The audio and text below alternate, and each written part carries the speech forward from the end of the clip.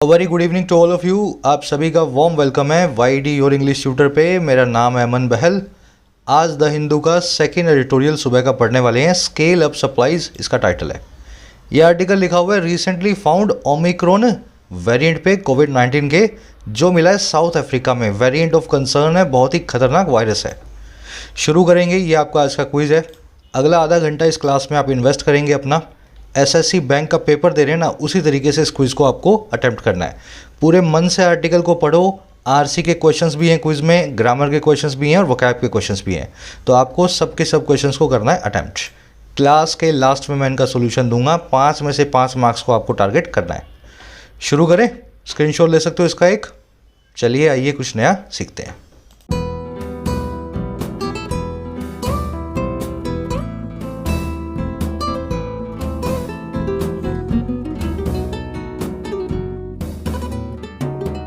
कह रहा है स्केल अप सप्लाईज। देखो सप्लाईज तो आप जानते ही हो, किसी भी चीज़ की सप्लाई क्या कहलाती है। Scale up, level up, upgrade, इन सभी का मतलब होता है एक दर्जा ऊपर लाना। कह रहा है सप्लाईज की रफ्तार को तेज़ करो, स्केल अप करो, लेवल अप करो, अपग्रेड करो। अब देखो कौन सी सप्लाई है और किसको कहा जा रहा है, ये मालूम चलेगा इसके टाइटल पैराग्राफ से। कह रहा है vaccines must be made widely available across the world if the pandemic is to end. कह रहे जो वैक्सीन्स है ना, उनको बनाना ही चाहिए। Must be made passive voice में, वाइडली अवेलेबल। वाइडली मतलब हर तरफ, अवेलेबल आप जानते हैं उपलब्ध। वैक्सीन्स को हर तरफ उपलब्ध हमें बनाना ही चाहिए। और कहाँ पे? अक्रॉस द वर्ल्ड, पूरी दुनिया में। अच्छा क्यों बनाना चाहिए? अगर पैंडमिक को ख़त्म होना है, if the pandemic is to end, तो अगर पैंडमिक ख़त्म होगी तो वो तभी होगी जब सबके वैक्सीन्स लगेगी। और वैक्सीन तब लगेंगी जब सबके पास वैक्सीन होगी। वैक्सीन्स आपका सब्जेक्ट है, मस्ट बी मेड आपकी वर्ब है पैसिव वॉइस में। पैंडमिक आपका दूसरा सब्जेक्ट है, इफ़ कंजंक्शन के बाद इज इसकी वर्ब है। सब्जेक्ट वर्ब इसी तरीके से ग्रीन और पिंक कलर में मिलेंगे आपको पूरे आर्टिकल के। आपको इनको फॉलो करते हुए जाना है अंडरस्टैंडिंग को डेवलप करने के लिए। थोड़ा शोर आ रहा है बाहर से, मैंने आपको बताया हुआ है कंस्ट्रक्शन चल रहा है बाजू में, तो कुछ कर नहीं सकते। ये सुबह सुबह शुरू हो जाते हैं 6:30 बजे, है ना। चलो अब इस सेंटेंस में देखने वाली चीज़ें, अक्रॉस द वर्ल्ड, ध्यान से समझना। अक्रॉस द वर्ल्ड मतलब सारी दुनिया में। अब कभी कभी आप लिखा हुआ देखोगे ऑल ओवर द वर्ल्ड, वो भी यही बात है। और कभी कभी आप देखोगे द वर्ल्ड ओवर। मान लो ऐसा हो अक्रॉस द सिटी, तो आप इसको लिख सकते हो ऑल ओवर द सिटी, और ये आप लिख सकते हो द सिटी ओवर, है ना। तो इस तरीके से आप तीनों चीज़ों से बताते हो हर तरफ ये काम हो रहा है। Is to, am to, are to, was to, were to, आप अच्छे से जानते हैं। अगर कभी भी इस कंस्ट्रक्शन को आप देखें, जैसे is to and, is to आ गया ना, तो is to, am to, are to, was to, were to में बीच में अगर आप गोइंग लगा देंगे तो ये कंस्ट्रक्शन आपको ईजिली समझ में आएगी। मैं लगा के दिखा देता हूँ आपको। The president is to resign today, president आज रिज़ाइन करने वाले हैं। इज़ टू देख रहे हो ना, इज़ टू रिज़ाइन, तो यहाँ पे क्या करो, इज़ के बाद लगा दो going, is going to resign today. The satellite is to be launch today, satellite आज लॉन्च होने वाला है। यहाँ पे लगा हुआ पैसिव इन्फिनेटिव, सैटेलाइट को लॉन्च किया जाएगा। तो आप ऐसा करो सीधा, यहाँ पे इसके बाद लिख दो going. The satellite is going to be launched today. याद रखें इस कंस्ट्रक्शन को, बीच में गोइंग लगाएंगे तो आपको पता लग जाएगा एक काम है जो फ्यूचर में होने वाला है। चलिए आगे बढ़े। मैं आपको सारी वोकैब दिखाता हूँ इस आर्टिकल की, ताकि अपने इसको बाद में स्मूथली पढ़ पाएँ। उससे पहले ऐड करना चाहूँगा, अगर आप किसी ऐसे एग्जाम की प्रिपरेशन कर रहे हो जहाँ पे करंट अफेयर्स का बहुत बड़ा सिलेक्शन में रोल है, जैसे कि बैंक की, यूपीएससी की, स्टेट पीएससी की, तो मैं आप सभी को सजेस्ट करूंगा एक all in one source for current affairs careers cloud app. यहाँ पे इनकी एक टीम है एक्सपीरियंस टीचर्स की, जो दिन भर के सारे करंट अफेयर्स को इकट्ठा करके आपको दे देते हैं पीडीएफ शाम में। हिंदी और इंग्लिश दोनों ही भाषाओं के अंदर ये पीडीएफ आपको मिलेगी। साथ में मिलेंगे आपको 2 क्विज हर रोज, ताकि इस पीडीएफ में जो आप सीखो उस क्विज पे आप अप्लाई करके अपना लेवल चेक करो अपनी। अब इसी पीडीएफ को जो डेली वाली है, ये वीकली और मंथली में भी बना देते हैं, बड़े बड़े मोटे मोटे करंट अफेयर्स के जो पॉइंट्स है उनको लेकर के। इस तरह से पिछले 6 महीने का सारा करंट अफेयर्स ऐप अवेलेबल है, हिंदी और इंग्लिश दोनों लैंग्वेजेस में, क्विज के साथ। इन्होंने टॉपिक वाइज भी अलग किया हुआ है, साइंस के अलग कर दिए, इकोनॉमी अलग कर दिया, बैंकिंग वालों का कैप्सूल अलग है, और स्टेट वाइज भी अलग अलग किया हुआ है। अगर आप स्टेट पीएससी की तैयारी कर रहे हैं, अपनी स्टेट का भी आप पढ़ सकते हैं। कोर्स ऑफ एक्सेस तो 499 का कोर्स है, आप यूज करें कूपन कोड YT10। साथ ही गोल्ड कॉइन्स यूज करें 50 रुपए के, 499 का कोर्स मिलेगा 401 रुपए में। अगर करंट अफेयर्स ही आपकी वीकनेस है तो एक बहुत अच्छी ऐप है आपकी वीकनेस पे काम करने के लिए। आ जाओ अपने सारे वोकैब वर्ड्स देख लेते हैं इस आर्टिकल में। आज कौन कौन से वर्ड हैं भाई? पुराने वर्ड्स है, ratchet up, crank up, ramp up, है ना। फिर एक वर्ड है पुराना ही, वायलेंट, एक्सेसरबेट, कॉक्स इनटू, ये भी एक पुराना वर्ड है, और एक नया वर्ड है हमारे पास फोर्थ राइट। पहले पुराने वर्ड्स को देख लें। ये क्रैंक रैंक शब्द अच्छे से जानते हो आप, है ना। Crank up, ratchet up, ramp up का मतलब होता है अपग्रेड करना, किसी चीज़ को ऊपर लेकर के आना।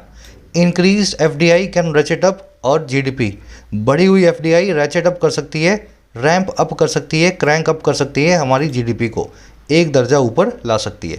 तो ये रैंप अप आप ऑलरेडी देख चुके हो, यही वर्ड है पुराना वाला, आज इसको अपने फिर से देख रहे हैं। अगला वर्ड है अपने पास वायरुलेंट, ये बना है वायरस से। वायरस होता है जहरीला, आपका नुकसान करने वाला। वायरुलेंट एक एडजेक्टिव है, इसका मतलब यही है हर वो चीज़ जो बड़ी हार्श हो और बड़ी पॉइजनस हो, जहरीली हो, है ना। बाय कोइंसिडेंस इस सेंटेंस को हम बना चुके हैं आज से 6 महीने पहले, और ये सच भी हो गया है। A very virulent form of the disease has appeared in Africa, एक बहुत ही जहरीली फॉर्म जो है, रूप जो है इस बीमारी का अफ्रीका में अपीयर हुआ है। ये हमने फरवरी या मार्च में बनाया था ये सेंटेंस, अभी ये क्या हुआ नवंबर में आकर के वास्तव में अफ्रीका में नया वायरुलेंट डिसीज़ आपको देखने को मिल रहा है। तो ये कॉन्सिडेंस है ये। वायरुलेंट को pernicious, malignant, toxic, hostile, noxious या वेनेमस भी बोलते हैं, सब के सब जहरीले के सिनोनिम्स हैं। वायरुलेंट का एक और मीनिंग भी होता है बहुत कड़ा, बहुत harsh. China is a virulent critic of American sanctions on Iran, China एक बहुत ही जहरीला या कड़ा क्रिटिक है, आलोचक है अमेरिका के सैंक्शंस का, प्रतिबंधों का ईरान के ऊपर। तो वायरुलेंस इसकी जो नाउन फॉर्म है, जहरीलापन, इसको आज आप आर्टिकल में देखोगे, है ना। वायरस से जोड़ के रखना, जहर से। एक और वर्ड अपने पास एक्सेसरबेट, चीज़ों को बद से बदतर बनाना, टू मेक थिंग्स या matters worse. Consumptions of sweets can exacerbate your diabetes, मीठा खाना आपकी डायबिटीज़ को और बुरा बना सकता है, वर्सन कर सकता है, एग्रावेट कर सकता है, एक्सेसरबेट कर सकता है। तो एग्रावेट बद से बदतर बनाने का एक सिनोनिम है एग्रावेट, है ना। इसको आज आप आर्टिकल में देखोगे, एक्सेसरबेट, एग्रावेट। कॉक्स, कॉक्स का मतलब होता है किसी को बरगलाना, है ना। और कैसे, किसी अच्छे या बुरे काम दोनों के लिए ही। मान लो कुछ अच्छा काम करवा रहे हो तब भी कॉक्स कर सकते हो, और बुरा काम करवा रहे हो तब भी कॉक्स कर सकते हो। परसुएड करना, कन्विंस करना किसी को किसी काम के लिए, कॉक्स कहलाता है। The mother coaxed her little daughter into taking her medicine, mother ने मना लिया अपनी छोटी सी बच्ची को मेडिसिन लेने के लिए। ध्यान रखें कॉक्स के बाद में प्रीफर किया जाता है इनटू, कॉक्स इनटू समथिंग, इसका सिनोनिम है एंटाइस, जो कि बुरी चीज़ों के लिए होता है, और कैजोल, जो कि बुरी चीज़ों के लिए होता है। तो कॉक्स इनटू, एंटाइस इनटू और कैजोल इनटू, तीनों का मतलब है किसी को किसी काम के लिए मना लेना, ठीक है। ये कॉक्स नाम का वर्ड भी आज आप आर्टिकल में देखने वाले हो। एक नया वर्ड है फोर्थ राइट। फोर्थ मतलब सामने से, राइट मतलब सही। हर वो चीज़, हर वो आदमी फोर्थ राइट है जो सामने से सही है, जो फ्रैंक और ऑनेस्ट है, जो आपसे बातों को घुमा फिरा के नहीं कह रहा है, सच्ची बात बोल रहा है और आपके मुंह पे बोल रहा है, फोर्थ राइट है, सामने से सही है। याद रहेगा वर्ड, राइट मतलब सही, फोर्थ मतलब सामने से, frank and honest. The government's forthright refusal to roll back the law made the protesters angry.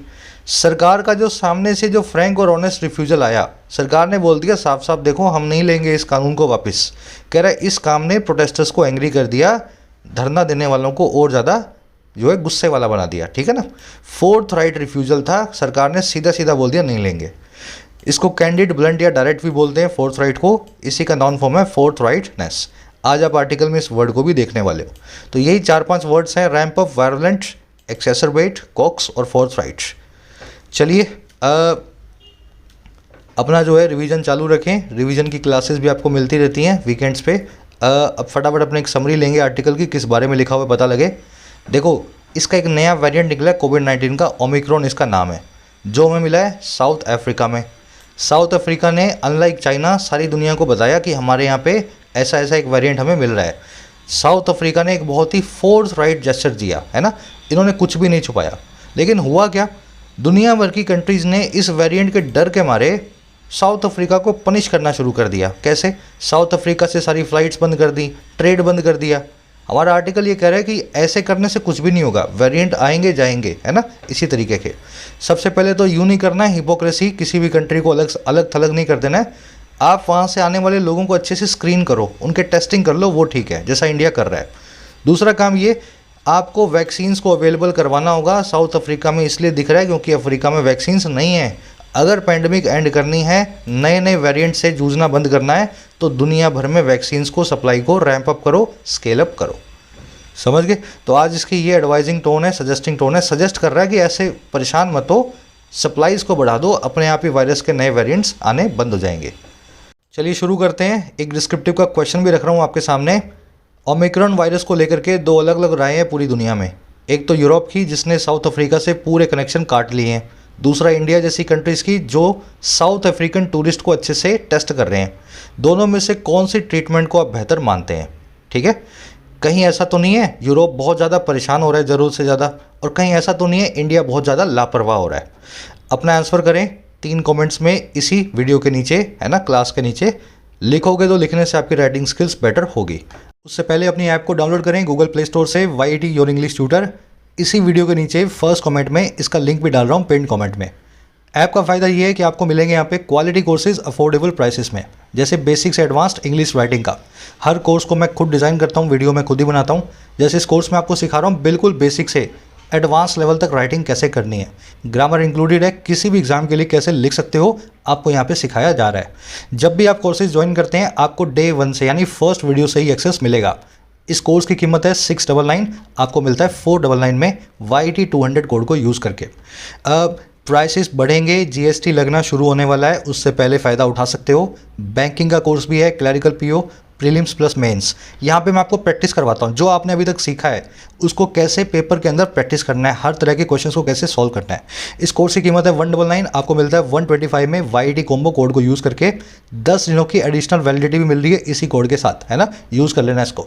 SSC का कोर्स भी है, प्रीलिम्स का, बैंकिंग का प्रीलिम्स भी अलग से 50-50 रुपये में आप इनका फ़ायदा भी उठा सकते हो। ऐप रिलेटेड कोई भी क्वेरी हो इस नंबर पर व्हाट्सअप करें, आपको रिप्लाई मिल जाएगा। चलिए, कह रहा है a new Greek tragedy has risen with the WHO World Health Organization designating Omicron a SARS-CoV-2 variant as a variant of concern या VOC। कह रहे एक नई ग्रीक ट्रेजेडी रीजन हो गई है। राइज रोज रीजन, किसी चीज़ का उठ खड़ा होना। इंट्रांजिटिव वर्ब है, कभी अपना ऑब्जेक्ट नहीं लेगी। कह रहा है एक ग्रीक ट्रेजेडी होती है एक ड्रामा, थिएटर, है ना, तमाशा। कह रहे एक नया तमाशा सा, ट्रेजेडी सी, ड्रामा सा, थिएटर सा शुरू हो गया है। और कैसे? वर्ल्ड हेल्थ ऑर्गेनाइजेशन के, WHO के डेजिग्नेट करने के साथ ही, नाम रख देने के साथ ही ओमिक्रॉन को, जो कि SARS-CoV-2 का एक वेरिएंट है, और कैसे डेजिग्नेट किया है? एक वेरिएंट ऑफ कंसर्न। इसका नाम दे दिया है VOC। समझ गए ना? तो जैसे ही WHO ने इसको VOC बोला, एक नया ड्रामा शुरू हो चुका है। अब ड्रामा बताएगा आगे क्या क्या हो रहा है। सेंटेंस को देखो, ग्रीक ट्रेजेडी की वर्ब है has reason. Greek tragedy drama को बोलते हैं, थिएटर को बोलते हैं। ये एक नाटक हुआ करता था बहुत पहले ग्रीस के अंदर, है ना, वहीं से हमने इस नाटक को नाम ही रख दिया ड्रामा। WHO एक सरकारी संस्था है ना, इंटरनेशनल ऑर्गेनाइजेशन है। W बड़ा है, H बड़ा है, O बड़ा है, आगे द लगा हुआ है। सरकारी, चाहे नेशनल हो चाहे इंटरनेशनल हो, कोई भी ऑर्गेनाइजेशन को आप जो है प्रॉपर नाउन की तरह ट्रीट करें, हमेशा उसके आगे द को यूज़ करें। The Interpol, the UN, the WHO।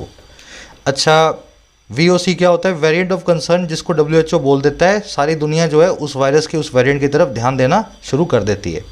आगे बढ़ते हैं। कह रहा है while it took WHO several weeks to designate older VOCs such as alpha, beta, delta as a VOC when they emerged. In the case of Omicron, which was first confirmed in Botswana, it moved without even waiting for reports on the variant's increased likelihood to cause disease and whether it is denting the normal public health response। कह रहे drama ऐसा हुआ जहाँ पे इसने ले लिया वक्त, इट टुक, और क्या ले लिया? WHO ने ले लिया सेवरल वीक्स, कई हफ्ते, और क्या करने में? डेजिग्नेट करने में। डेजिग्नेट का मतलब होता है किसी को डेजिग्नेशन देना, उपाधि देना, नाम देना। कह रहे जहाँ पे WHO ने कई हफ्ते लिए थे नाम देने में पुराने जो है वेरिएंट ऑफ कंसर्न्स को, जैसे कि अल्फ़ा था, बीटा था, डेल्टा था, है ना, इंडिया वाला डेल्टा। और क्या नाम देने में? इनको नाम देने में VOC, जब ये इमर्ज हुए थे, जब ये उभर करके आए थे। तो कह रहे जहाँ इनके केस में WHO ने कई हफ्तों वेट किया था, वहीं हुआ क्या? कह रहे इस केस में ओमिक्रॉन के, जो कि कंफर्म किया गया था पहली बार बोत्सवाना में, कह रहे ये मूव किया, ये हरकत में आया WHO।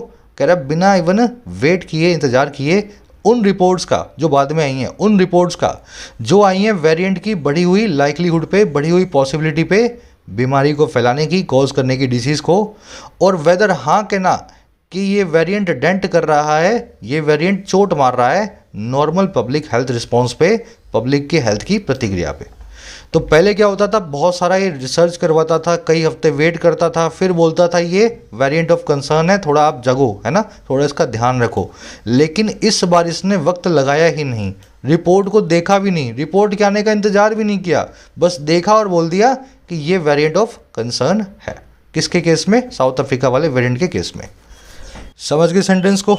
अब आ जाओ इसकी स्ट्रक्चर देखते हैं। इट की वर्ब है टुक, इट आया WHO के लिए। दे की वर्ब है इमर्स्ड, दे आया है इन सभी के सभी VOC के लिए, ना, अल्फा बीटा डेल्टा के लिए। विच की वर्ब है वॉज कन्फर्म्ड, पैसिव वॉइस में। विच आया ओमिक्रॉन वायरस के लिए, रिलेटिव प्रोनाउन। अगेन इट आया है WHO के लिए, इट मूव्ड, है ना। लाइकलीहुड मतलब possibility. It is denting, it आया वायरस के लिए, वायरस डेंट कर रहा है। डेंट का मतलब होता है चोट मारना, डैमेज करना। गाड़ी में जब चोट लगती है, आपकी गाड़ी का एक्सीडेंट होता है तो डेंट पड़ जाते हैं ना, तो वो हिट या डैमेज ही होता है आपकी गाड़ी के लिए। आगे बढ़े। अब आपसे एक सवाल है मेरा, वेट फॉर की जगह अवेट फॉर क्यों नहीं लिख सकते? मान लो लिखना हो विदाउट इवन अवेटिंग फॉर, अगर लिखना हो तो क्या वो गलत होगा या सही होगा? चलो, इसका सीधा सा जवाब है सर, अवेट लिख सकते हो लेकिन फिर फॉर को निकालना पड़ेगा। वेट फॉर ठीक होता है लेकिन अवेट फॉर ठीक नहीं होता, अवेट के बाद में फॉर नहीं आता। अब मैं आपको वो लिस्ट दिखा देता हूँ जहाँ पे ऐसी ही वर्ब्स रखी हैं। एक वर्ब अपने बाद प्रीपोजिशन लेगी, दूसरी वर्ब अपने बाद प्रीपोजिशन नहीं लेगी, और दोनों वर्ब एक दूसरे की सिनोनिम भी हैं। वेट फॉर का मतलब भी इंतजार करना, अवेट का मतलब भी इंतजार करना, लेकिन अवेट के बाद में फॉर ना लगाएं, वेट के बाद में लगेगा। इनहैबिट का मतलब भी रहना, लिव इन का मतलब भी रहना, लेकिन लिव इन द हाउस होता है, इनहैबिट इन द हाउस नहीं होता, इसके बाद इन नहीं आता। तो अब लेफ्ट और राइट में देख रहे हो सिनोनिम है, लेकिन एक वर्ब प्रीपोजिशन लेती है, दूसरी नहीं लेती। तो मैं आपको ज़्यादा नहीं बोल रहा हूँ, ये 14 वर्ब्स को देख लो, बार बार एग्जाम्स में यही पूछते हैं आपसे। से के बाद में टू, टेल के बाद में नहीं, अराइव के बाद में एट, रीच के बाद में नहीं, है ना, रिसेंबल के बाद में नो प्रीपोजिशन। चलो, आज के क्विज में यूज़ करूँगा इसी कॉन्सेप्ट को, ध्यान से पढ़ लेना, इसको स्क्रीनशॉट ले लो। चलिए,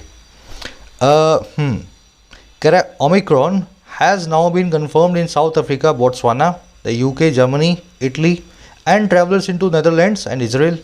कह रहा है जो वायरस है ना, अब ये कंफर्म कर दिया जा चुका है इन सभी देशों में, अफ्रीका में, बोट्सवाना में, UK में, जर्मनी में, इटली में, और उन यात्रियों में जो नीदरलैंड और इजराइल के अंदर पहुँचे हैं, है ना। इस तरीके से पता लगा हमें ओमिक्रॉन इतनी जगह पे फैला हुआ है।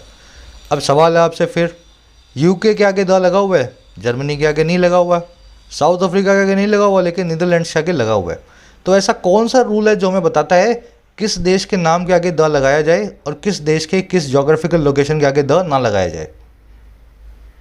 चलो, रूल्स सब कर चुके हैं अपने, आपके रिवीजन हो रहा है यहाँ पे, ठीक है।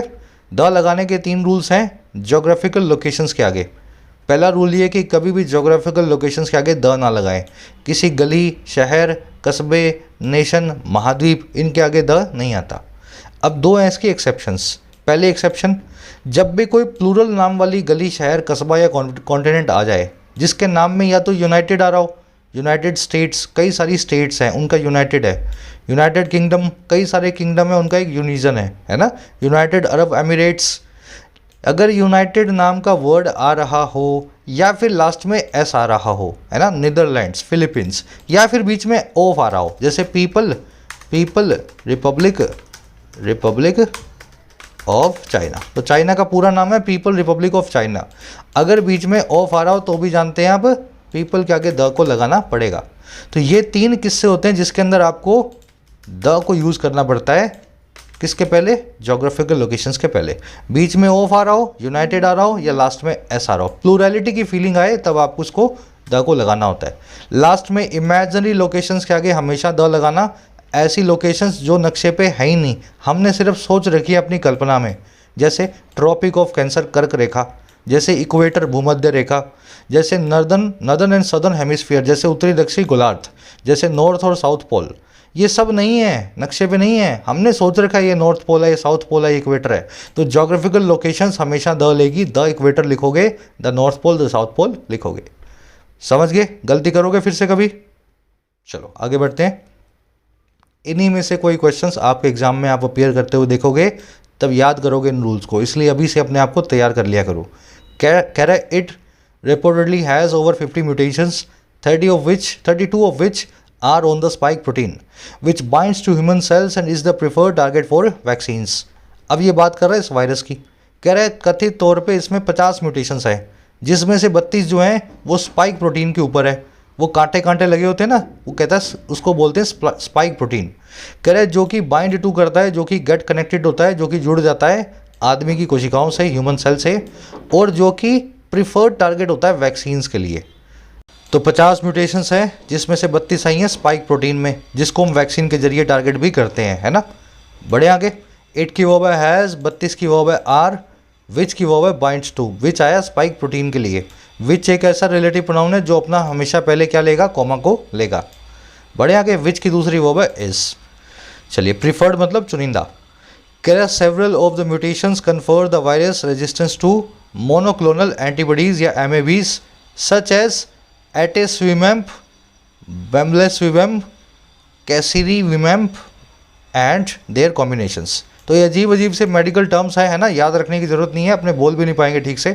कह रहे कई सारी म्यूटेशंस हैं जो कन्फर करती हैं, कन्फर का मतलब होता है दे देना, प्रोवाइड कर देना, जो कि दे देती हैं वायरस को इम्यूनिटी, रेजिस्टेंस, और किसके सामने, मोनोक्लोनल एंटीबॉडीज़ के सामने। जैसे कि ये सब तरह की एंटीबॉडीज़ और इनके कॉम्बिनेशन, तो ऐसी म्यूटेशंस इसको मिली हैं। अब ये मोनोक्लोनल एंटीबॉडीज़ को समझता ही नहीं है वायरस कुछ, है ना, इन म्यूटेशंस के बाद। सेवरल की वर्ब है कन्फर। सेवरल कन्फर मतलब देना या गिव करना, प्रोवाइड करना। रेजिस्टेंस टू, इम्यूनिटी टू, जिस भी चीज़ के सामने आपको इम्यूनिटी मिल जाए, रेजिस्टेंस मिल जाए, आप टू लगा के बताएं, है ना। इस चीज़ का अब हम पे कोई भी प्रभाव, कोई भी इम्पैक्ट नहीं है। We are resistant to something. चलिए आगे बढ़े। अब ये बताएगा ये मोनोक्लोनल एंटीबॉडीज़ है क्या। कह रहा है ये जो एंटीबॉडीज़ हैं, जिनके देखो अजीब अजीब से नाम हैं, कह रहा है antibodies are the first line of defence against viral infection and mAbs are used in treatment. कह रहा है एंटीबॉडीज़ जो होती हैं ये सबसे पहली लाइन ऑफ डिफेंस है, ये सबसे पहले हमारे रक्षक हैं अगेंस्ट वायरल इन्फेक्शन, किसी भी वायरल इन्फेक्शन के सामने। जैसे ही वायरस घुसता है ये एक्टिवेट हो जाती है बॉडी में, उससे लड़ने को तैयार हो जाती हैं। और कह रहे हैं ये वाली जो है ना मोनोक्लोनल, ये और भी खास है, इनको हम इस्तेमाल करते हैं ट्रीटमेंट में। बाहर से इंजेक्शन देता है डॉक्टर, आपकी बॉडी में डालता है इनको, ताकि आप जो है वायरस से अच्छे से लड़ पाओ। अगर समझ में, अब इनके ऊपर ये वायरस काम जो है, मतलब ये जो है वायरस के ऊपर काम नहीं कर पा रही है इस नए वाले ओमिक्रॉन वेरिएंट के सामने। एंटीबॉडीज़ की वर्ब है आर, एमएबीज की वर्ब है are used. First line of defence मतलब आपका पहला डिफेंस है ना, पहला रक्षक। चलिए कह रहा है however it is important to emphasise that every single mutation does not independently increase virulence and combinations of them might sometimes temper and sometimes aggravate virus properties. कह रहा है हालांकि एक अच्छी न्यूज़ भी है और बुरी न्यूज़ भी है, ये बड़ा इंपॉर्टेंट है समझना, इम्फसाइज करना, इस चीज़ पे जोर डालना। दैट वो ये कि हर एक सिंगल जो म्यूटेशन है वो डज नॉट नहीं होती है इंडिपेंडेंटली इंक्रीज करने वाली, वो इंडिपेंडेंटली अपने आप से इंक्रीज नहीं कर देती है किसी भी चीज़ के जहरीलेपने को, वायरलेंस को। और करें इनका जो कॉम्बिनेशन होता है ना, इनके जो मिक्सचर होते हैं, कभी कभी वो टेम्पर कर देते हैं। टेम्पर करने का मतलब है नीचे लाना, किसी चीज़ को नरम बनाना। कभी कभी वो नरम बना देते हैं वायरस को, और कभी कभी एग्रावेट कर देते हैं और ज़्यादा ख़राब कर देते हैं वायरस की प्रॉपर्टीज़ को। समझ में आ गया। तो कहने का मतलब ये है कि 50 और 32 का आंकड़ा अपने आप में कुछ भी नहीं बताता है, बस इससे हमें ये पता लगता है कि म्यूटेशन हुई है। लेकिन म्यूटेशन के बारे में समझना पड़ेगा। एक म्यूटेशन को देख करके आप बोल नहीं पाओगे कि इससे होगा क्या। इनके कॉम्बिनेशन बताएंगे वायरस नरम पड़ा या वायरस और ज़्यादा मुश्किल बना, और ज़्यादा एग्रावेट किया गया। इट की वर्ब है इज, सिंगल म्यूटेशन की वर्ब है डज नॉट इंक्रीज।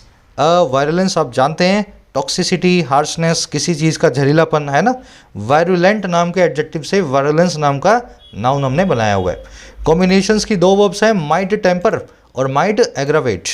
एग्रावेट मतलब चीज़ों को और ख़राब बनाना, बद से बदतर बनाना, एक्सेस्परेट, एक्सेसरबेट, है ना, कर चुके हैं इस वर्ड को। टेम्पर का मतलब होता है चीज़ों को नरम बनाना, चीज़ों को डी इंटेंसिफाई करना, है ना। अब ध्यान देना, ये टेम्पर है TEMPER। अक्सर एक गलती होती है टेम्पर ई वाले और टेम्पर ए वाले वर्ड में। ये टेम्पर का मतलब होता है छेड़खानी करना, है ना। अगर मैं किसी चीज़ को, मान लो मैं एविडेंस है, किसी कानून, किसी जो है अपराध के अंदर जो सबूत है, मैं उनसे छेड़खानी करूं, तब मैं ये टेम्पर नहीं करूंगा, मैं ये टेम्पर करूंगा। और इसके बाद में अक्सर विद आता है। जिस भी चीज़ के साथ में छेड़खानी करते हैं टेम्पर विद लगा के आप बताते हैं। तो ये दो अलग वर्ड्स हैं, ये छेड़खानी और ये है किसी चीज़ को नरम बनाना, किसी चीज़ को नीचे लेकर के आना। चलिए आगे बढ़ेंगे नेक्स्ट पैराग्राफ पे। कह रहा the virus has been detected in comparable numbers only in South Africa's Gauteng province, but the variance comprises over 90% of the fraction of genomes from those who tested positive there within just 10 days. कह रहा है जो virus है ना, ये जो खास virus, ये डिटेक्ट किया गया, पाया गया है कंपेरेबल नंबर्स में, ऐसे नंबर्स में, ऐसी क्वांटिटी में जो कंपेरेबल है, मतलब जिसको आप कहीं कंपैरिजन के लिए रख पाओ, है ना, इतना बड़ा नंबर कम से कम हो। तो कह रहे बड़ी मात्रा में कंपेरेबल नंबर में वायरस पाया गया है महज साउथ अफ्रीका के गोएटेंग प्रोविंस में। प्रोविंस का मतलब होता है स्टेट, राज्य, गोएटेंग इसका राज्य का नाम है, तो सिर्फ यहीं पाया गया है। कह रहा लेकिन जो वेरिएंट है ना, ये कंप्राइज करता है, अपने अंदर रखता है लगभग 90% से ज़्यादा उस फ्रैक्शन को, उस हिस्से को जो है जीनोम का, उन लोगों में से जो टेस्ट किए हैं पॉजिटिव वहाँ पे इस प्रोविंस में महज 10 दिनों के अंदर शुरुआती, समझ रहे हो। तो सिर्फ यहीं पे पाया गया वायरस, बाकी इजराइल में, नेदरलैंड्स में जो मिले हैं वो छोटे मोटे केस है। लेकिन परेशानी की बात ये है जहाँ पे ये वेरिएंट पाया गया है ना, इस वेरिएंट में उन लोगों के जीन ही पड़े हुए हैं। कहने का मतलब है इस एरिया के अंदर, जीन्स के अंदर ये वायरस एक तरह से घुल गया है ना, इतने अच्छे तरीके से जीन से इनके बाइंड हो गया है। 90% से ज़्यादा वायरस का जीनोम, जो उन लोगों का जीनोम जो है, उन लोगों के जीन्स जो हैं इस वायरस के अंदर घुले हुए मिले हैं। आ गया समझ में। चलो, द वायरस की वर्ब है हैज़ बीन डिटेक्टेड, वेरिएंट की वर्ब है कंप्राइजेस, फ्रैक्शन का मतलब होता है हिस्सा, पार्ट, हु की वर्ब है टेस्टेड, हु आया उन लोगों के लिए, दोज हु टेस्टेड। अच्छा, कंप्राइज कई बार कर चुके हैं इस कॉन्सेप्ट को, आना चाहिए आपको। 3 वर्ब्स हैं, कंप्राइज, कंसिस्ट और कंटेन, तीनों एक दूसरे की सिनोनिम है। जैसे कोई भी चीज़ छोटे छोटे हिस्सों से मिलकर बनी होती है तो वो कंप्राइज होती है, कंसिस्ट करती है उन हिस्सों को, या कंटेन करती है। अब इन तीनों में फ़र्क क्या है? कंप्राइज के बाद में ऑफ कभी भी नहीं आएगा, कंसिस्ट के बाद में ऑफ हमेशा आएगा, और कंटेन के बाद में नो प्रेपोजिशन, कभी भी ऑफ नहीं लगाओगे। किसके बाद ऑफ लगाना है? सिर्फ और सिर्फ कंसिस्ट के बाद, ठीक है। इसका एक एक्सेप्शन है, वो बाद में बताऊंगा, पहले इसी फॉर्मूला को अप्लाई करेंगे। पहला क्वेश्चन है the question paper comprises of several difficult question. Question paper comprise करता है, मिल करके बनाए या अपने अंदर रखता है, मिल करके बनाए या अपने अंदर रखता है ना। तो क्वेश्चन पेपर में रखे हुए हैं या क्वेश्चन पेपर मिल के बनाए बहुत सारे डिफिकल्ट क्वेश्चन से, मुश्किल सवालों से। तो कंप्राइज के बाद में ऑफ तो नहीं आता, तो यहाँ से निकाल दो, ठीक है। The restaurant chain contains of many budget eateries. ये रेस्टोरेंट चेन जो है ये मिल करके बनी है कई सस्ते खाने वाली जगहों से। बजट मतलब सस्ती और ईटरीज मतलब खाने वाली जगह। तो रेस्टोरेंट चेन्स के अंदर कई छोटी छोटी मतलब खाने वाली ईटरीज भी हैं। कंटेन के बाद में भी ऑफ नहीं आता, यहाँ से भी निकाल दो। लेकिन क्या ध्यान देना है, मान लो यहाँ पे कंप्राइज की जगह कंसिस्ट लगा होता और यहाँ भी कंसिस्ट लगा होता, वर्ब की फॉर्म को देख लेना, चेन के लिए कंसिस्ट और यहाँ पेपर के लिए भी कंसिस्ट, तो इनके बाद में ऑफ को आपको लगाना पड़ता, ठीक है। बस इस फॉर्मूला को आप याद रखें। एक्सेप्शन क्या है? कंप्राइज की थर्ड फॉर्म कंप्राइज्ड, ये एक प्योर एडजेक्टिव है और अपने बाद में ऑफ को लेता है, बस ये एक्सेप्शन है। मान लो ऐसा हो द क्वेश्चन पेपर कंप्राइजेस, तब तो ये ऑफ गलत है। लेकिन अगर ऐसा है कंप्राइज्ड ऑफ और इससे पहले इज एम और लगा हुआ है ना, the question paper is comprised of, तो इस केस में कंप्राइज के बाद में ऑफ आएगा। तो बस इसकी एक्सेप्शन क्या है, लिख देता हूँ। Exception is am are was were plus में कंप्राइज्ड, उसके बाद में ऑफ आएगा, ठीक है। चलो, ग्रामर सीरीज में ये कॉन्सेप्ट बहुत बार कर चुके हैं, आप जानते हो, है ना। अगर आप सीरीज देखते हो या ट्यूटोरियल्स भी डेली पढ़ते हो तो आपको पता होगा ये कॉन्सेप्ट रोज आता है। चलो आगे बढ़ते हैं। कह रहा some nations have already imposed travel bans on flights from South Africa. कुछ नेशंस ने पहले से लगा दिया है ट्रैवल बैन्स को उन फ्लाइट से जो अफ्रीका से आती हैं। बाकियों ने क्या किया? नेशंस की वर्ब है हैव इम्पोज्ड। कह रहे given that Omicron is a variant of the virus that can be detected by the PCR test, these countries rather than imposing a ban should have taken the more considered step of screening passengers and followed the usual protocols of isolation and treatment। कह रहा है देखते हुए इस चीज़ को, given that जानते हो ना, इस चीज़ को देखते हुए। अच्छा भाई किस चीज़ को? कह रहे जो ओमिक्रॉन है ये एक ऐसा वेरिएंट ऑफ वायरस है, वायरस का एक ऐसा वेरिएंट है, रूप है, जिसको डिटेक्ट किया जा सकता है आरटीपीसीआर टेस्ट से। कह रहे इस चीज़ को देखते हुए हुआ क्या, ये जो कंट्रीज़ हैं जिन्होंने बैन लगाया था, कह रहे इन कंट्रीज़ को बजाय रादर देन इम्पोज करने के इस बैन को ले लेना चाहिए था, शुड हैव टेकन और ज़्यादा कंसीडर्ड स्टेप को, ऐसे स्टेप को जो बड़ा कंसीडर्ड है, जो बड़ा सोचा समझा है।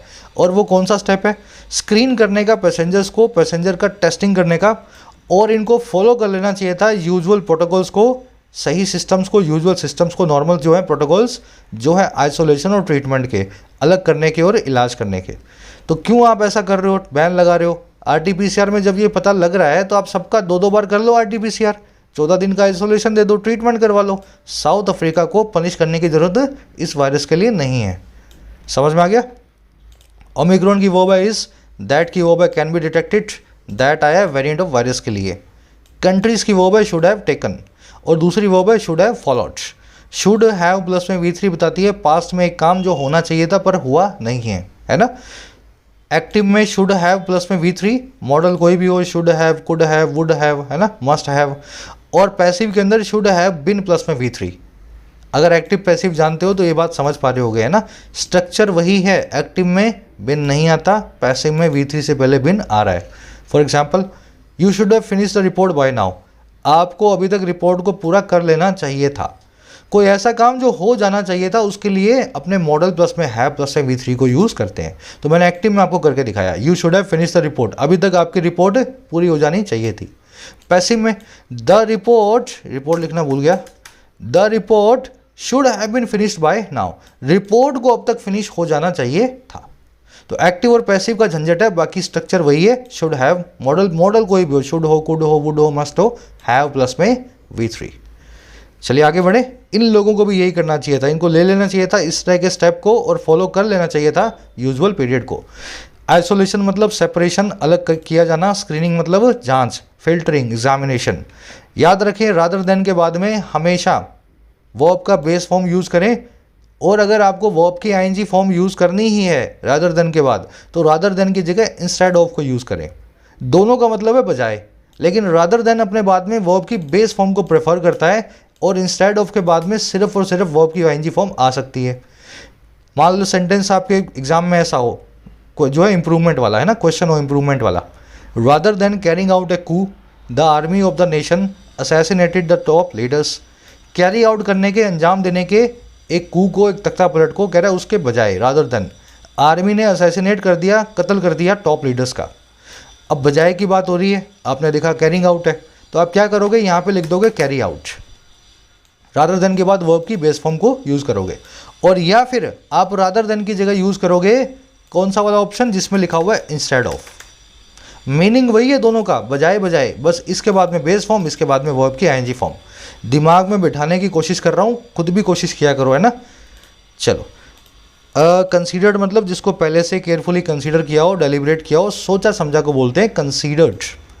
कह रहा India has done well so far to adhere to this system and observing caution. Sentence में एरर है, गलती है, पकड़ के दिखाओ। कह रहा इंडिया ने किया है बहुत अच्छा अभी तक, सो फार, अडियर टू करने में इसी सिस्टम से, जुड़े रहने में इसी सिस्टम से, और ऑब्जर्व करने में कॉशन को, जो है सावचेती को, सावधानी को। तो इंडिया ने कोई भी ऐसा मूर्खता भरा कदम नहीं उठाया। इंडिया ने बोला जो साउथ अफ्रीका से आएगा उसका टेस्ट करेंगे, इसी सिस्टम से हम अडियर टू करने वाले हैं, फॉलो करने वाले हैं। इंडिया की वर्ब है हैज़ डन, अडियर टू का मतलब है किसी चीज़ को फॉलो करना, सख्ती से, कंप्लाई विद या अबाइड बाय भी बोलते हैं इसको, है ना। सेंटेंस में गलती पकड़ में आई या नहीं आई? चलो, इंडिया ने, है ना, अभी तक बहुत अच्छा किया है टू अडियर टू, ऐसा काम करके, और टू ऑब्जर्व कॉशन, समझ गए ना। ऑब्जर्विंग को आप क्या मानोगे यहाँ पे, अडियर टू की जगह या तो इसको इन्फिनेटिव बना दो, और अगर आप इसको पीपीएस से मानना चाहते हो, प्रेजेंट पार्टिसिपल साइमल्टेनियस एक्शन, तब इसके आगे एंड नहीं आएगा, यहाँ पे कॉमा लगा दो और लिख दो ऑब्जर्विंग कॉशन। थोड़ा सा मैं एडवांस जा रहा हूँ, लेकिन अगर आप पढ़ते हो मेरे साथ रोज़ तो अच्छे समझ पा रहे हो आप। ऑब्जर्विंग पीपीएस से हो सकता था, इंडिया ने बहुत अच्छा किया है ऑब्जर्व करते हुए क्वेश्चन को, है ना, ऐसा मान सकते थे, लेकिन बीच में एंड नहीं आता, उस केस में यहाँ कॉमा लगता। एंड लगाने का मतलब यही है, ये टू अडियर टू और टू ऑब्जर्व लिखना चाहता था, लेकिन भूल गया, लिखते लिखते गलती कर बैठा। समझे, आगे बढ़े। चलो, कह रहा detecting a variant in a country does not imply it originated there. कह रहा डिटेक्ट करना है एक वेरिएंट को एक देश में, कह रहा ये इम्प्लाई नहीं करता है कि ये वहीं पे ओरिजिनेट हुआ था। आपने किसी वायरस को कहीं पे ढूंढ लिया तो इसका मतलब ये नहीं है वायरस वहीं पे पैदा हुआ था, है ना। डिटेक्टिंग की वर्ब है डज नॉट इम्प्लाई, इट की वर्ब है ओरिजिनेटेड। डिटेक्टिंग एक जीरंड है, वर्ब की आईएनजी फॉर्म है, हमेशा सिंगुलर वर्ब लेगी। डिटेक्टिंग को डज लिखा हमने, डू नॉट नहीं लिखा, समझ गए ना। जीरंड हमेशा सब्जेक्ट बने, इन्फिनेटिव हमेशा सब्जेक्ट बने, वर्ब की सेमी फॉर्म जो है सेमी वर्ब हमेशा सब्जेक्ट बने, सिंगुलर वर्ब को लेगी। इम्प्लाई का मतलब होता है इशारा करना, सिग्निफाई करना। चलिए आगे बढ़ते हैं। कह रहा travel bans punish South Africa for its transparency and forthrightness in alerting the world to it this variant. कह रहे जो ट्रैवल बैन है ये पुनिश करते हैं, ये सज़ा दे रहे हैं साउथ अफ्रीका को इसकी पारदर्शिता के लिए, ट्रांसपेरेंसी के लिए और इसके ऑनेस्टी के लिए, फोर्थ राइटनेस के लिए, सामने से जो इसने ऑनेस्ट होकर बताया कि यहाँ पे ऐसा हो रहा है, इन दोनों चीज़ों के लिए। और दोनों चीज़ किसके लिए? पूरी दुनिया को अलर्ट करने के लिए, इस वेरिएंट के लिए। तो साउथ अफ्रीका एक समझदार देश था, एक ऑनेस्ट देश था, इसने बता दिया कि हमारे यहाँ ऐसा हो रहा है। अनलाइक चाइना इसने नहीं छुपाया, बस इसी बात की इसको सज़ा मिल रही है, ट्रैवल बैन लगा करके इसकी इकॉनमी को ख़राब किया जा रहा है। ट्रैवल बैन्स की वर्ब है पनिश, ट्रांसपेरेंसी मतलब पारदर्शिता, अनइक्विवोकलनेस है ना, क्लैरिटी, फोर्थ राइटनेस आपको मैं बता चुका हूँ, ऑनेस्टी एंड फ्रैंकनेस है ना, आपकी कैंडिडनेस, ट्रूथफुलनेस। चलिए सिंपल आर्टिकल है, बहुत मुश्किल है नहीं। कह रहा south Africa's number of daily infections 2828 on Friday pales in comparison to daily numbers in the US, United states, Germany and Britain.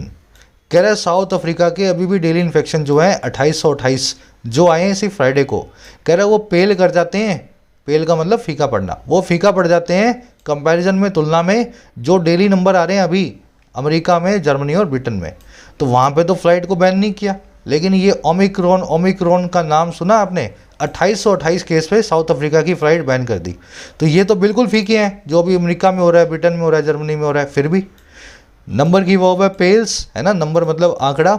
ये 2828 ऑन फ्राइडे बताया गया डेली इन्फेक्शंस के बारे में। इसको आप ब्रैकेट में भी लिख सकते थे और ब्रैकेट को आप 2 डैश से भी बता सकते हो, है ना। अगर आप चाहते तो दोनों डैश निकाल दो, इसको ब्रैकेट में लिख दो, ऐसा भी हो सकता था। आगे बढ़ेंगे। कह रहा है however a little over 10% in Africa have received 1 dose of a vaccine compared with 64% in North America and 62% in Europe। कह रहा है हालांकि थोड़ा सा ही 10% से ज़्यादा, और कहाँ पे? अफ्रीका में। कह रहा है महज 10% से थोड़े से ज़्यादा लोगों ने रिसीव किया है वैक्सीन की एक डोज को, और किसके मुकाबले भाई? कंपेयर्ड विद किसके साथ? 64% के साथ नॉर्थ अमेरिका में, अमेरिका और कनाडा में, और 62% के साथ यूरोप में। तो 10% लोगों को वैक्सीन लगी है अफ्रीका में, और यहाँ पे 64-62% लोगों को लग चुकी है। तो यहाँ पे जो वायरस है और भी ज़्यादा खतरनाक है, जो वैक्सीन लगने के बाद भी अफ्रीका के नंबर से ज़्यादा नंबर दिखा रहा है।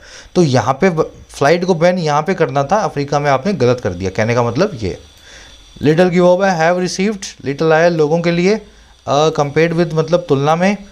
नॉर्थ अमेरिका, यूरोप सब कॉन्टिनेंट्स है, कॉन्टिनेंट देशों के नाम के आगे कभी भी द को यूज़ नहीं किया जाता अनटिल वो कोई ऐसे कॉन्टिनेंट या ऐसी कंट्री ना हो जिनके आगे एस लग रहा हो, है ना, प्लूरलिटी की फीलिंग आ रही हो। आगे बढ़े। कह रहा the panic over the variant shifts blame away from the world's colossal failure in not making more vaccines available in Africa even as many countries roll out third doses. ये जो line है ना आपके दिल को छू जाएगी, वास्तव में ये सही है ना, दुनिया की सच्चाई है।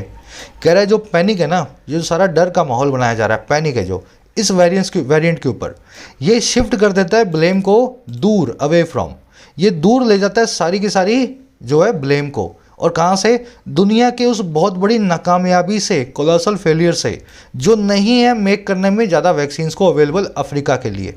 तो दुनिया नाकामयाब रही, अफ्रीका को वैक्सीन नहीं दे पाई। ये सारा का सारा जो डर का माहौल है इस नाकामयाबी को छुपाने का काम करता है। अब देखो ये काम दुनिया कब करके आई? शर्मनाक तौर पे उस वक्त, इवन एज जब कुछ कंट्रीज रोल आउट कर रही हैं, प्रेजेंट कर रही हैं, लॉन्च कर रही हैं तीसरी डोज को। आया समझ में? अफ्रीका में पहली डोज के लिए भी वैक्सीन नहीं पहुंची है, और दुनिया के अमीर देश तीसरी डोज लगाने को भी तैयार हैं।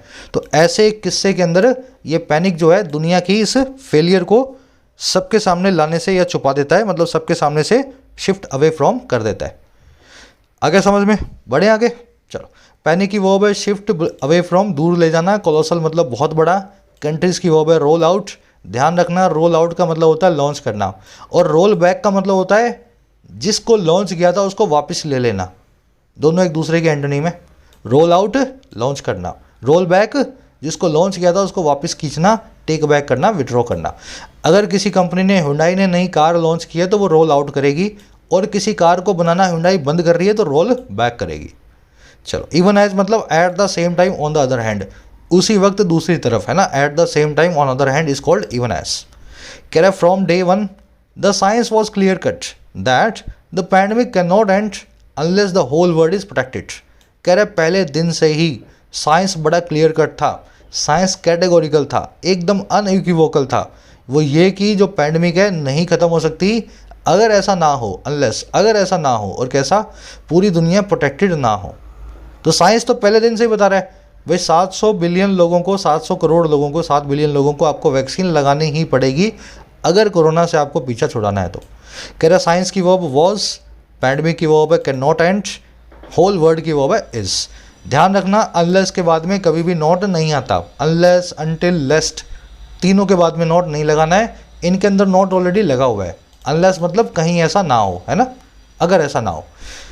चलिए, कह रहा India must scale up supplies to COVAX, the international consortium seeking to vaccinate countries with limited access as well as coax countries with surplus stocks to do so. Sentence में एक आपको इंप्रूवमेंट का पॉइंट मिलेगा, आप improve कर सकते हैं। कह रहा है इंडिया को स्केल अप करना चाहिए, इंडिया को अपग्रेड करना चाहिए, लेवल अप कर देना चाहिए सप्लाईज को कोवैक्स इनिशिएटिव में। कोवैक्स एक पहल का नाम है जो WHO की तरफ से हो रही है, जिसमें गरीब देशों को दवा बांटी जा रही है। इसमें इंडिया की वैक्सीन सबसे ज़्यादा डिस्ट्रीब्यूट हो रही है क्योंकि सस्ती है ना। तो इंडिया को अपग्रेड कर देना चाहिए अपनी सप्लाईज को दान चंदे में, कोवैक्स में। और ये वो इंटरनेशनल कंसोर्शियम है, ये वो अंतर्राष्ट्रीय ग्रुप है, ग्रुपिंग है, कंसोर्शियम है, जो कोशिश कर रही है कि वैक्सीनेट करे उन कंट्रीज़ को जिनके पास लिमिटेड एक्सेस है, जिनके पास कम पैसे हैं, जिनके पास कम रिसोर्सेज है। कह रहे एक तो ये काम करना चाहिए, साथ ही साथ इंडिया को कोक्स करना चाहिए, मनाना चाहिए, और किसको, उन कंट्रीज़ को जिनके पास ज़्यादा स्टॉक्स हैं, सरप्लस स्टॉक्स हैं, वो भी ऐसा करें। तो अमेरिका में रखा हुआ है वैक्सीन बिना बात, है ना, सबके लग गई है, अब लोग लगवा ही नहीं रहे हैं, बाकी की वैक्सीन धूल खा रही है। तो इंडिया को मनाना चाहिए ऐसे देशों को कि आप भी जो है कोवैक्स में थोड़ा दान चंदा करो। आगे समझ में, इंडिया की वर्ब है मस्ट स्केल अप, इंडिया की दूसरी वर्ब है मस्ट कॉक्स। स्केल अप मतलब अपग्रेड करना, रैंप अप करना। कंसोर्शियम मतलब ग्रुप या सिंडिकेट। कंसोर्शियम मतलब एक, समझ गए ना, एक मिला जुला पूल, ग्रुप। कंसोर्शियम का प्लूरल कैसे बनेगा? Consortium, datum, bacterium, stadium, podium, सबका प्लूरल कैसे बनता है भाई, याद है कि नहीं? चलो, हिंट मैंने डाल दिए, कमेंट से बताना जिसको याद हो। कंसोर्शियम का प्लूरल कैसे बनाएंगे? सरप्लस मतलब ज़्यादा। कोक्स का मतलब होता है मनाना, इसका मतलब कन्विंस करना भी होता है, इसका मतलब परसुएड करना भी होता है। लेकिन कोक्स के बाद में प्रीफर किया जाता है इनटू डूइंग समथिंग। अगर मैं आपको किसी चीज़ के लिए कोक्स कर रहा हूँ ना, तो मैं आपको लिखूंगा कोक्स इनटू डूइंग सो, है ना। कन्विंस टू डू ठीक है, परसुएड टू डू ठीक है, डिसुएड के बाद में भी आप ऐसा ही कुछ लगाते हो, फ्रॉम डूइंग समथिंग। डिसुएड का मतलब होता है किसी चीज़ को ना करने के लिए राजी करना। आप जा रहे हो, मैं आपको रोक रहा हूँ, मत जाओ मत जाओ, तो मैं आपको डिसुएड कर रहा हूँ जाने से। I am dissuading you from leaving, है ना। तो ये स्ट्रक्चर्स आप याद रखें, बहुत काम आती हैं। इसी तरीके से स्ट्रक्चर्स चलती हैं। सेंटेंस को इंप्रूव किया जा सकता है, कोक्स के बाद में टू डू की जगह इनटू डूइंग लगाना चाहिए। चलिए, यहीं रैपअप करेंगे सेशन को। इंटेंस सेशन था, बहुत सारी नई चीज़ें आप सीख चुके हो। नोट्स बनाया करो, नहीं तो भूल जाओगे। रोज़ एडिटोरियल देखते हो, नोट्स नहीं बनाते हो, तो अब आधा ही काम कर रहे हो। अब आपका आज का क्विज़ है। 5वां क्वेश्चन आप खुद करेंगे और मुझे बताएंगे अपोज के बाद में टू लगाओगे या ऑब्जेक्ट के बाद में टू लगाओगे, या कंप्राइज कंसिस्ट को कैसे यूज़ करना है। ये स्क्रीनशॉट से आप देख करके कर पाओगे, है ना, किसके बाद में टू लगाना है, किसके बाद में नहीं आएगा। तो ये तो हो गया फिलर। चौथे के अंदर आपको मिलेंगी 2 एरर्स, चेक करके बताना इक्वेटर के आगे द लगता है या नहीं लगता, और टेम्पर नाम का वर्ड किस तरीके से यूज़ होता है, इसकी सही फॉर्म क्या है। हिंट मैंने आपको दे दी है। सेकंड और फर्स्ट मिले हुए हैं आपको क्विज जो है, मतलब क्वेश्चन जो है उस पे आरसी पे। इसमें आपसे पूछा है एलिजिड ओरिजिन क्या है ओमिक्रॉन वेरिएंट का। ये सारे नाम आप देखोगे इस आर्टिकल में, गुआटोंग रीजन, बोस्वाना और इजराइल। दिखा दूँ मैं आपको कहाँ है। सबसे पहले मिला था ये बोस्टवाना में, ये कंफर्म किया गया था बोत्सवाना में।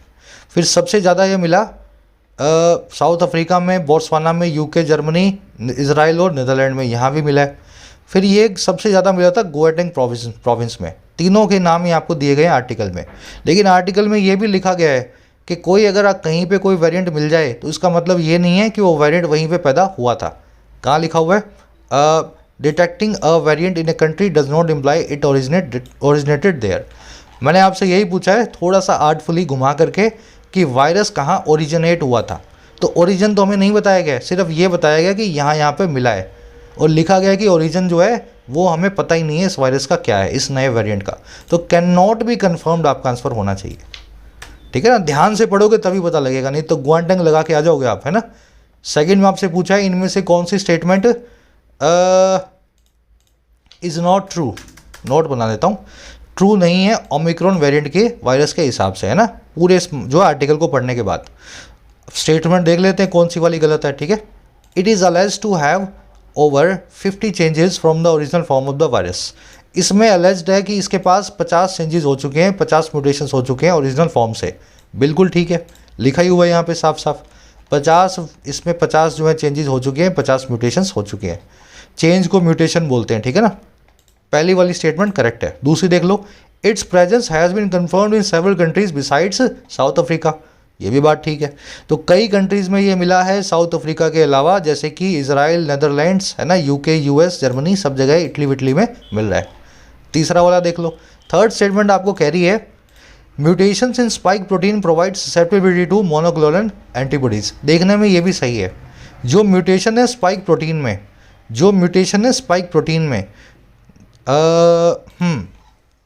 Several of the mutations confer करती हैं रेजिस्टेंस को मोनोक्लोनल एंटीबॉडीज़ के सामने। पहली चीज़ तो यहाँ पे म्यूटेशन को स्पाइक प्रोटीन के बारे में लिखा ही नहीं गया है, ये जनरल म्यूटेशंस की बात कर रहा है ना।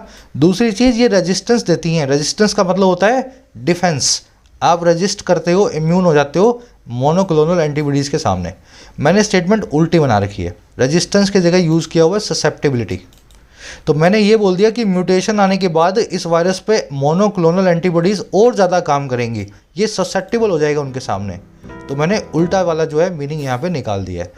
तो थर्ड वाला सेंटेंस अगर आप देखोगे ये ट्रू नहीं है, ये हमने मनगढ़ंत बना दिया, गलत है, ठीक है। चलो, इसका आंसर हो गया सी, पहले का आंसर हो गया सी। अब आपको थर्ड, फोर्थ और फिफ्थ का आंसर करना है। वीडियो के नीचे फर्स्ट कमेंट में डाल रहा हूँ आंसर्स को, वहाँ से चेक कर लेना। कोर्स से रिलेटेड कोई भी क्वेरी हो इस नंबर पे व्हाट्सअप करें, आपको रिप्लाई मिल जाएगा। अपना जो डिस्क्रिप्टिव का क्वेश्चन जरूर से कमेंट्स में डालना। Until then, signing out.